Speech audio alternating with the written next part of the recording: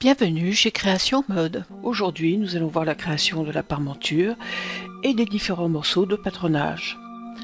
Donc, nous allons sur notre devant et nous allons l'afficher. Nous allons faire une petite loupe, histoire d'y voir plus clair. Voilà.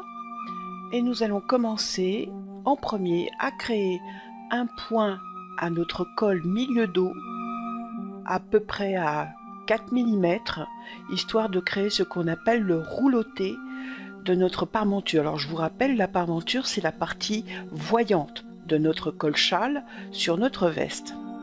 Donc ce rouloté, c'est tout simplement créer un dessus de col qui soit un tout petit peu plus large que notre col d'origine. Donc ce qui nous permettra d'avoir une couture cachée quand nous allons coudre notre col, d'une valeur de à peu près 4 mm. Je mets moi, mais faut savoir que dans la réalité, quand vous allez coudre votre col, il restera quoi 2 mm 5 à cause des épaisseurs de tissu, de thermocollants. Donc pour ce faire, j'ai été dans l'outil Move qui va pouvoir me permettre de créer ces points en parallèle sur ma courbe. Donc je pars du point C34, je passe par le point C37 comme vous avez vu, et je vais aller en mourant jusqu'à notre point de boutonnage.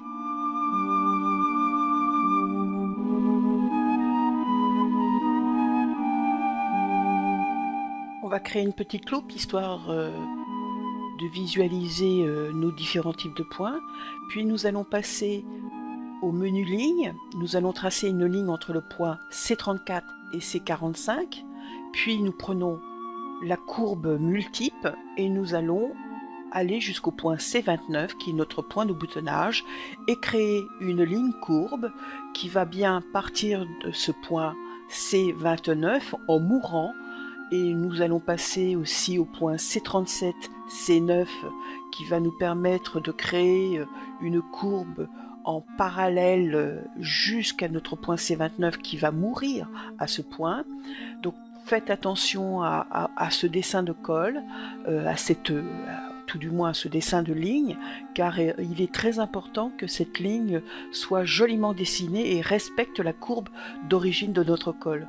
Quand moi je suis en coupe à plat, je prends un calque d'origine, je retrace sur un calque ma ligne d'origine, puis je pointe le point de boutonnage et puis après je décale de 4 mm jusqu'à mon milieu dos, ce qui me permet d'avoir une ligne exactement dessinée de la même manière, et joliment j'ai une ligne qui se dessine. Donc voilà, j'ai quelque chose qui commence à prendre forme.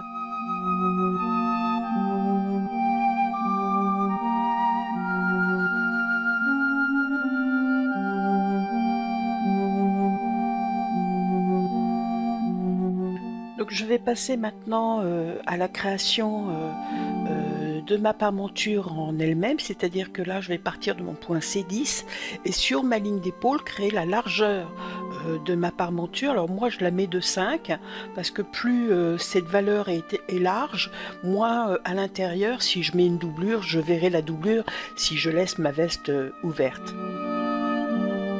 Puis du point C21, j'ai créé une parallèle à ma ligne milieu devant et je vais maintenant en courbe rejoindre le point C46, C47 en une jolie courbe harmonieuse comme ceci. Voilà. Ça c'est bon. Il me reste plus maintenant qu'à relever ma parmenture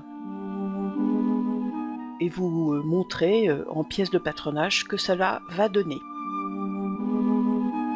Ah oui, un petit détail, je vais repasser en ligne courbe sur ma ligne d'encolure, milieu dos, parce qu'en fait elle n'est pas conçue dans le bon sens. Vous voyez, elle va du point C35 au point C37 dans ce sens-là en fait, et j'ai besoin moi quand je vais créer ma pièce patronage d'une courbe qui va dans l'autre sens.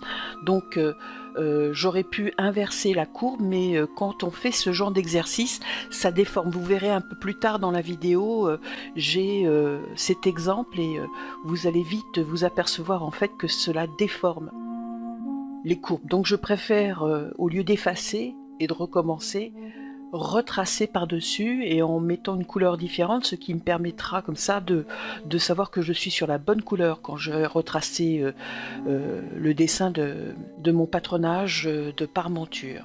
Voilà, je l'ai fait et maintenant je vais pouvoir passer à la création de ma pièce patron. Donc vérifiez que le restant de vos courbes sont dans le bon sens. Donc vous voyez là, je peux prendre tout parce que tout est dessiné dans le bon sens. C'est hyper important le sens des courbes, n'oubliez pas.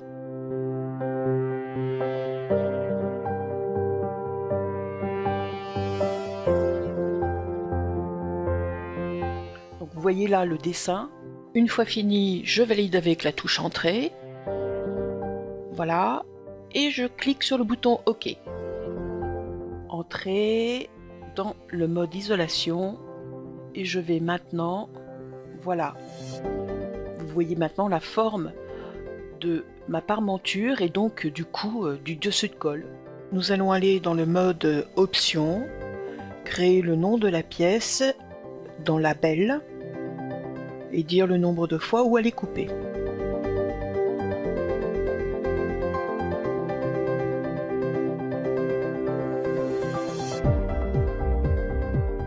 Je retourne au mode modélisme et je vais m'occuper maintenant de tracer mes lignes internes. Mon milieu devant, voilà, je nomme milieu devant, je mets un type de ligne et je dis la pièce Parmenture. Je vais créer aussi mon bouton.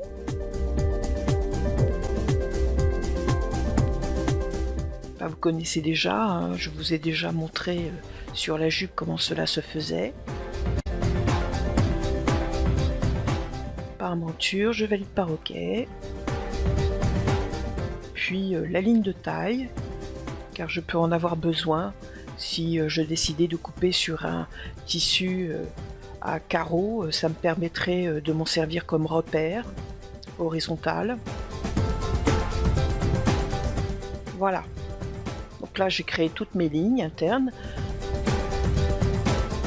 Je vais maintenant revenir au mode isolation pour visualiser ma pièce.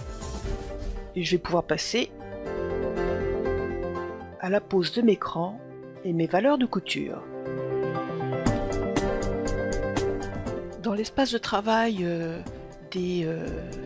des patronages, vous allez pouvoir sélectionner tous vos points et indiquer qu'à chaque point que vous sélectionnez, il y aura un cran. Donc c'est pas très compliqué, hein. Touche droite de la souris et après repère montage. Là je vais valider les coutures à 1 cm en même temps que j'ai appliqué, j'ai validé l'écran. Voilà, donc sur la parmenture je vais avoir des valeurs de couture de 1 cm partout. Je vais maintenant créer et redessiner la courbe de mon encolure pour faire le dessous de colle. Donc comme je l'ai fait tout à l'heure, hein, je redessine en mode modélisme la courbe de mon encolure en faisant attention à ce que en respectant le dessin en fait et en utilisant une autre couleur.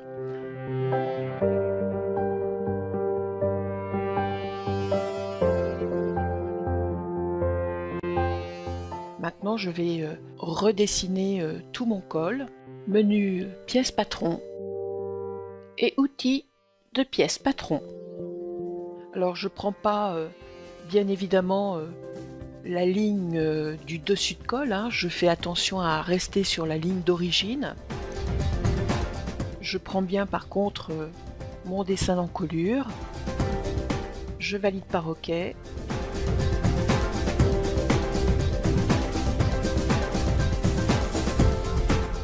Je passe en mode isolation et voilà la forme de mon col. C'est mon dessous de col. Voilà.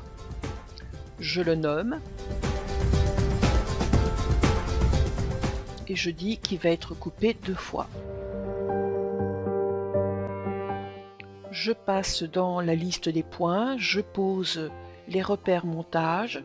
Il n'y en a pas beaucoup sur les cols, mais il m'en faut. Il vous faut au moins le passage d'encolure, c'est impératif. Vous posez vos marges de couture qui sont là aussi de 1 cm tout autour de votre col. Alors vous allez aussi créer votre droit fil.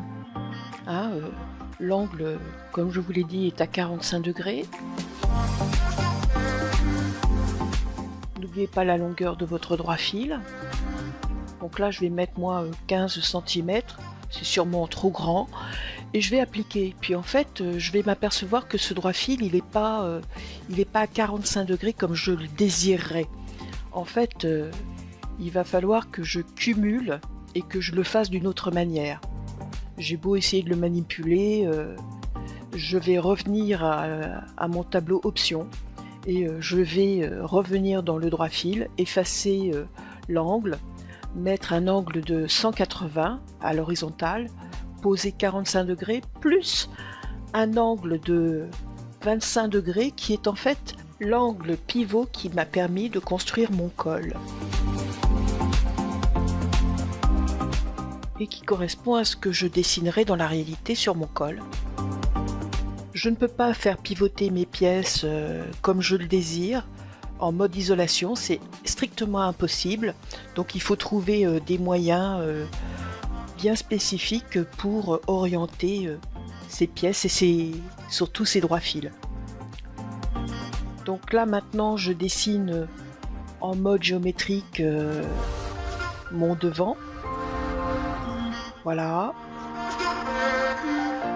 Et là je vais faire une petite loupe parce que je ne vois pas ma ligne d'encolure d'origine. Donc voilà, c'est fait. Je valide par OK. Je vais nommer ma pièce en mode isolation. Je suis passée en mode accéléré parce que tout ça maintenant vous connaissez, vous savez faire. Et donc je vais vous laisser profiter de la vidéo. Tout le processus est exactement le même pour chaque pièce.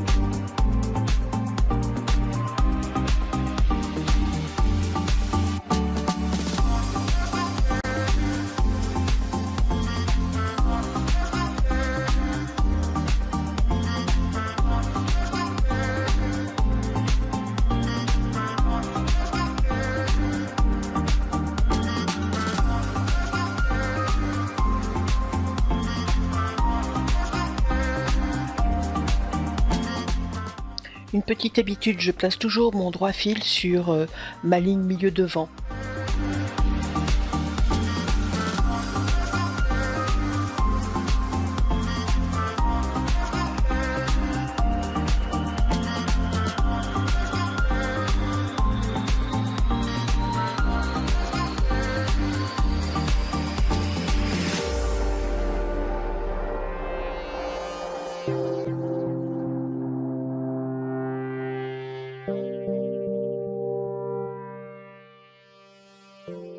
Alors comme vous le voyez là, je suis obligée d'interrompre le processus de pièces parce qu'en fait je viens de m'apercevoir que la courbe C20, C15, eh bien elle est dans le mauvais sens et donc je vais dans courbe simple, option, inverser le premier point, lui donner le nom du point C23 et le deuxième point C15 et vous allez voir qu'en appliquant ça déforme ma courbe et donc par conséquent je vais être obligée de redessiner la courbe. J'aime pas trop en fait ce processus parce que imaginez que ça se fasse sur tout ce qui est information pour les écarts de manche, etc.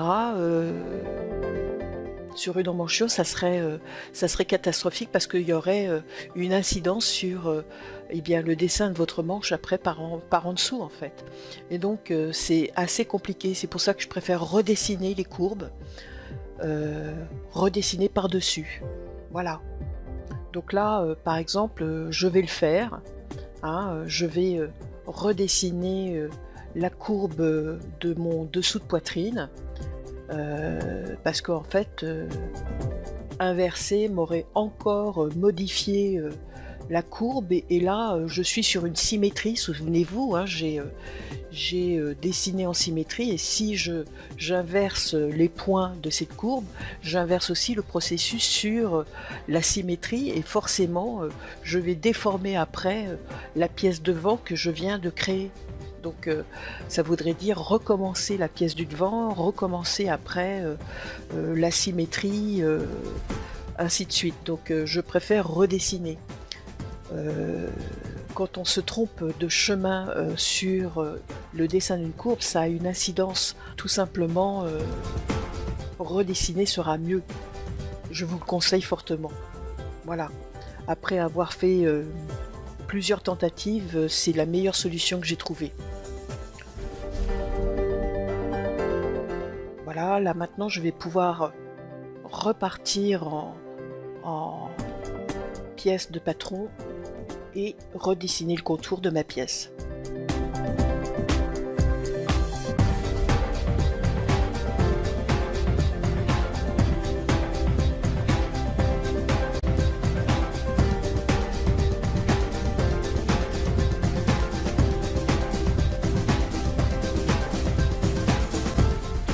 N'oubliez pas tous les points, c'est hyper important.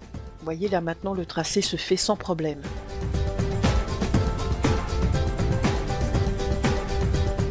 Si quelqu'un connaît la solution pour inverser les courbes sans qu'elles se déforment, ça serait sympathique de communiquer. Merci.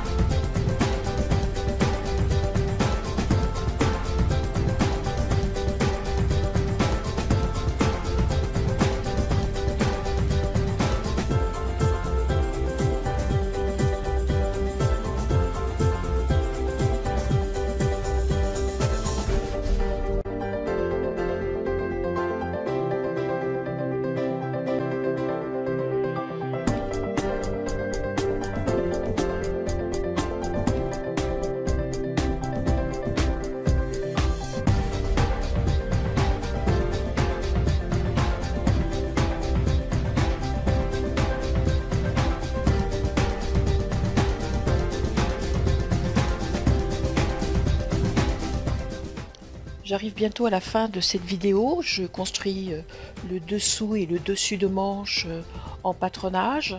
J'ajoute mes valeurs de couture plus mes valeurs d'ourlet. J'oublie pas mes crans et j'espère que cette vidéo vous aura plu. Si y a quelqu'un qui connaît la solution pour inverser les coupes sans que ça déforme quoi que ce soit, ça serait sympa de communiquer comme je vous l'ai dit auparavant. Et j'espère que cette vidéo vous aura apporté quelque chose. En tout cas, là au moins vous voyez la forme de chaque pièce telle qu'on les a dessinées, telles qu'elles doivent paraître une fois finies, couture comprise, ourlet compris.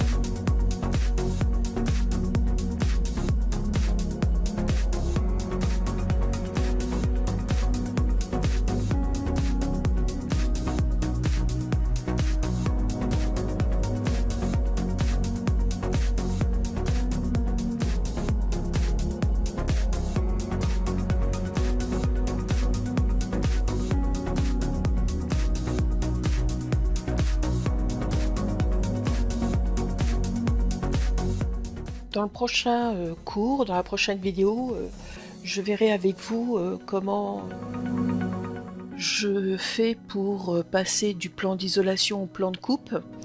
Il y en a pas mal d'entre vous qui m'ont posé des questions sur le plan de coupe. Je vais essayer d'y répondre. Vous me posez des cols, hein. Des fois c'est dur de vous répondre parce que j'ai pas toutes les solutions et que le logiciel n'a pas été des fois conçu pour. Et donc comme par exemple régler les talons, j'ai posé la question, hein, comment régler les angles de mes patronages. On m'a répondu qu'il n'y avait pas de solution, que la personne qui avait conçu le module ne s'y était pas encore attelée parce qu'on ne lui avait pas posé suffisamment la question. Donc si vous voulez avoir des réponses, allez sur le forum et posez la question plus on sera à poser la question, la même question, plus je pense qu'on aura la possibilité d'avoir des réponses. En tout cas, moi de mon côté, j'essaye de trouver des solutions. J'espère que ça vous convient. N'hésitez pas à me dire si il y a des questions. En tout cas, j'essaye de répondre de mon mieux, moi de mon côté. Merci encore et à bientôt. N'oubliez pas, un petit pouce bleu, ça fait toujours plaisir. Et abonnez-vous à ma chaîne. Merci, au revoir.